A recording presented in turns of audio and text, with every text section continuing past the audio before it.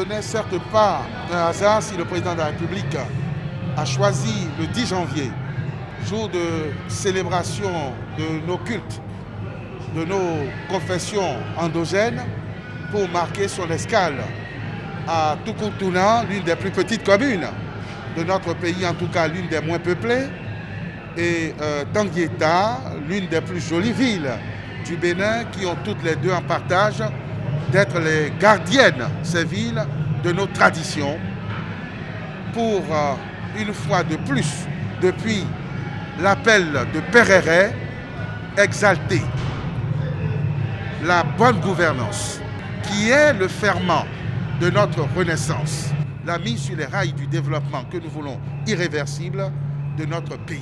De bonne gouvernance, qu'est-ce que ça dit?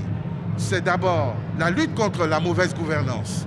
C'est d'abord la lutte implacable contre la corruption, la gabegie, le gaspillage, l'enrichissement illicite des dirigeants. C'est la promotion, la lutte contre les choix hasardeux, aléatoires, les improvisations, la navigation à vue. C'est la promotion d'une vision, d'une planification. Le président de la République a voulu que le Bénin consacre l'année 2021 à la célébration et la promotion de cette bonne gouvernance, au même titre que le renouveau démocratique a été célébré en 1990. Le constat est que ce renouveau démocratique, abordé en 1990, est perçu comme devant être le moteur de notre développement.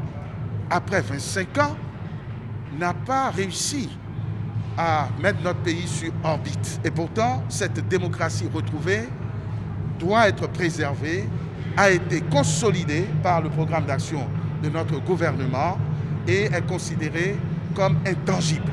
Ensuite, après une expérimentation de 5 années, puisque nous sommes en train d'aborder les derniers mois, les dernières semaines du quinquennat, de la rupture et du nouveau départ, que seule la bonne gouvernance, accompagnant la démocratie et la liberté, donne un sens et un contenu à cette démocratie, à ces libertés, puisque on ne protestera plus le ventre affamé, afin que le développement retrouvé, amorcé par notre pays et par notre peuple, devienne effectivement irréversible. Cela a été également l'occasion au président de la République de rappeler que rien n'est acquis éternellement, qu'aucune grâce n'est éternelle et que si nous ne restons pas vigilants, nous risquons de succomber à la tentation du mal qui prend très vite le dessus sur nos besoins de vertu. C'est pour cela que chaque citoyen doit être vigilant et doit être gardien de cette renaissance retrouvée grâce à la bonne gouvernance qui doit être préservée par tous les moyens légaux et démocratiques.